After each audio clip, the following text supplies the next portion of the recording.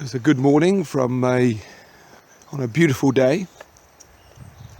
The clocks have now gone forward, and it is Mothering Sunday today, for a bit of context.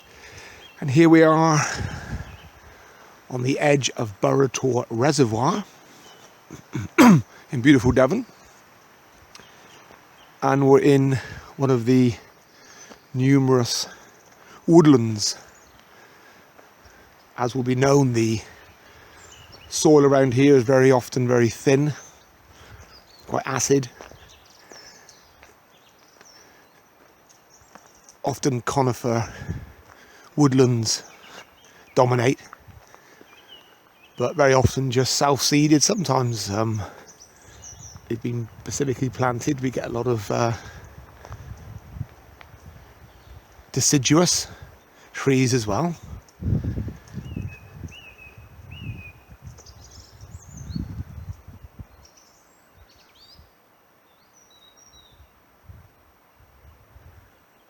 So we hear quite a lot of the common sound of the birds that we'd hear in the outskirts of any woodland and in the cities. Blackbirds, robins. Here quite tall broom bushes. Haven't got their characteristic yellow flowers here. We can see some of last season's, like the pea seed pods. One of the legumes, isn't it? And here's some possibly created, I expect, by the park authorities in decades gone by. These sort of catchment areas, slowing down the water coming down from the high moor. If you listen here, you can hear some roaring of water.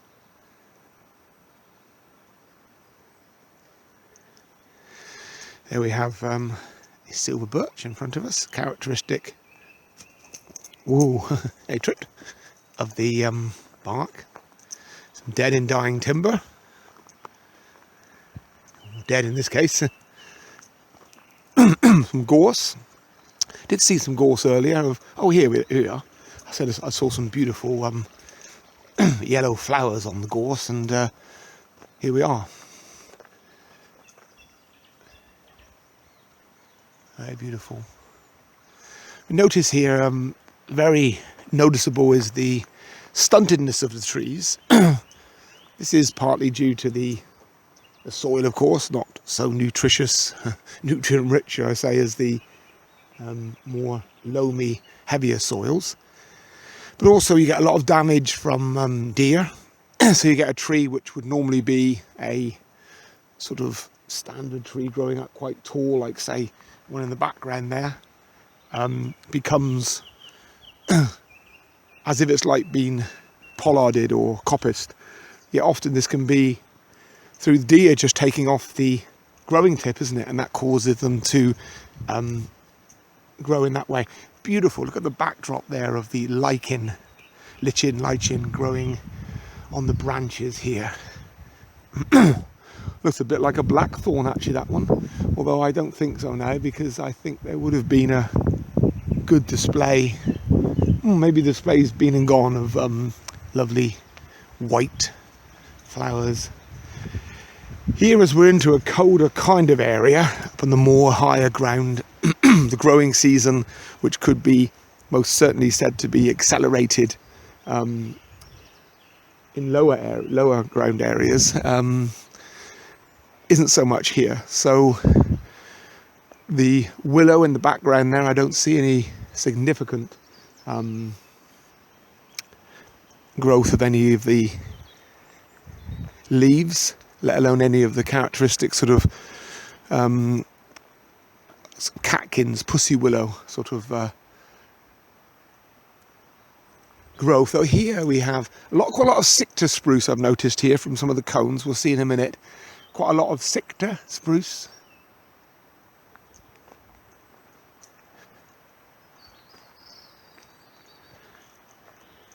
Just so very, very peaceful walking along here. It's so good that these areas have been created through just human trampling, but also specifically kept clear, I'm sure, sure that is the case, yes.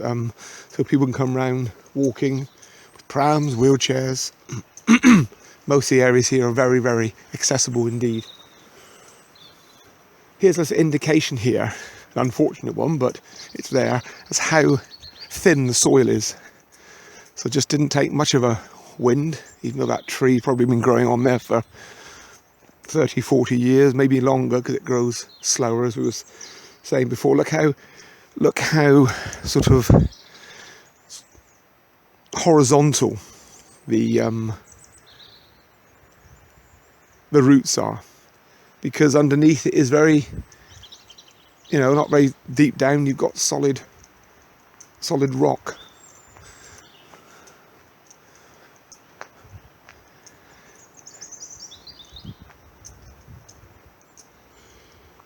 Got lots of various varieties of ferns here. We have polypody.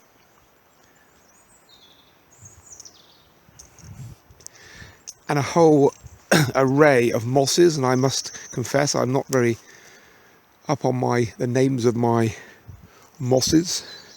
Must look at that at some time.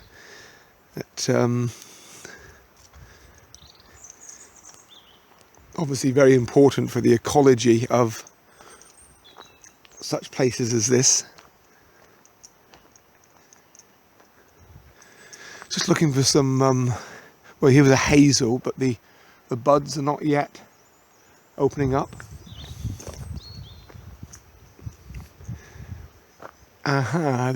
Looks like a silver birch from the bark. That's going to be very soon, isn't it? Those buds are going to be opening up.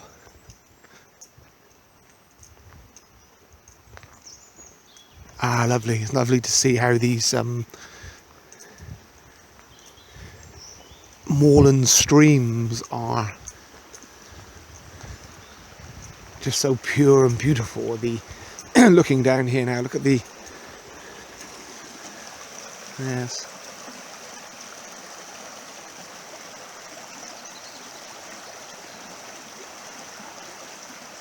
In certain places, I believe there are some trout in certain good little deep pools. Here, of course, very helpful that bridges like this are put in, and really helpful boardwalks. These boardwalks going across potentially uneven areas make it accessible for people. And it's good that plant life can be observed then at close proximity. Got two evergreens next to each other. The underside of that conifer, I think that sort of silveriness is the Sicta, silver sprucey kind of look, isn't it, to it? And there we have the traditional holly. There's the moorland stream again.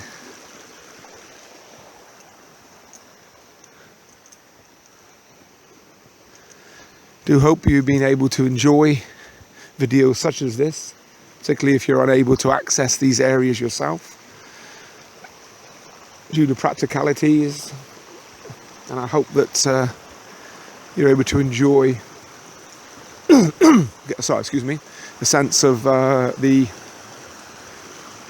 beauty and awe of nature. You see there in the background people enjoying places like this, and it'll become very, very busy later in the morning and day.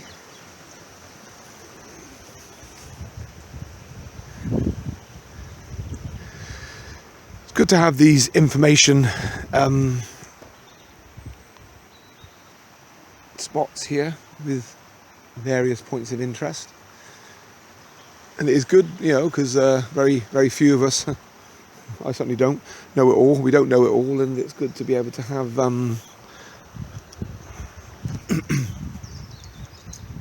information at hand to remind us of particular habitats.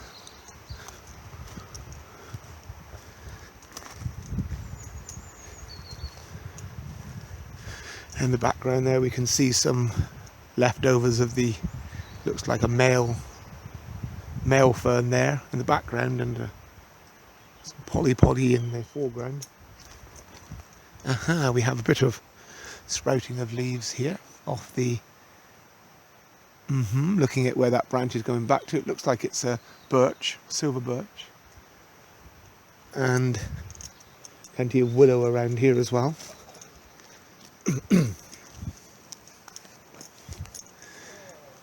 Beautiful tall conifer trees, although these are not as large as some in some of the more established plantations, and of course they get regularly felled after sort of probably 25-30 years depending on the rotation. Some get left, which is lovely, like with some of the oak ones get left as like features, it seems, and it's always a pleasure to see a really mature tree being left just to grow to its full potential. So I hope this is enjoyable. It's lovely to have the sun, because we are into spring now. Some bracket fungi in places here. It's lovely to see. And yeah, so that's just a little, very brief walk around. Just have a little check of it to see if we can see anything else, which is particularly lovely. You always get the sort of contradiction to the term conifer. This is a larch here above us. It's not an evergreen, so it comes out with new leaves each year. That's those up there. Very, very beautiful.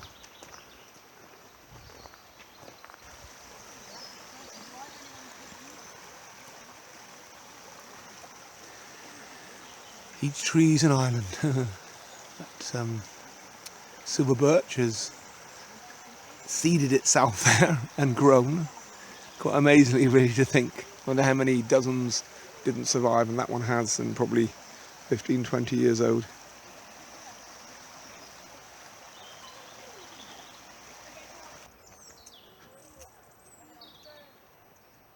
So here, the much more established conifer plantation. Lovely to see people making dens, having fun out. Maybe it could be part of some forest school or something like that. Outdoor pursuits or something. But yeah, so this would be, as part of a rotation, clear felled, and let's look at it. Yeah, so straight away, yes, so it would be clear felled and used for timber production. You know, paper pulp.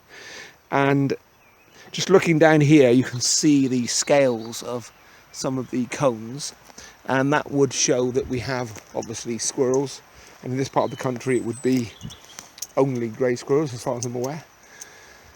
And bit of toppling of trees there. We see the fairly youngish, probably 20 odd years old Douglas, I think. There's some Douglas around here, and still the Sicta spruce. So Douglas fir, Sicta spruce. You can see that by looking at this is spruce. These here are your spruce cones, rather than the Douglas fir has very characteristic cone, and just lovely to see these little streams. It is very important that we are able to keep to paths generally, because as we know, there are certain nesting birds that dominate up on the moors. A number of our wading birds, be they curlews, lapwings, peewees, the lapwing and the peewee, same one, will use moorland areas, not here, but up on the higher moor areas. So it's important that we have the chance to roam, the old right to roam, very important thing that's been established over many decades, many generations, but also that we respect where we're actually walking as well. So that's, yes, we see a bit of bramble. Usually bramble's not very far away, and there it is there, look, right in front of us, and that's very important for conservation.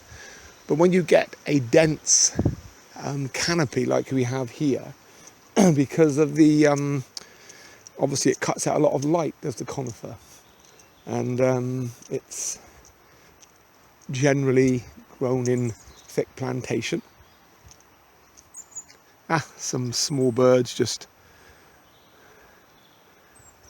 Oh, some robins, that's nice to see.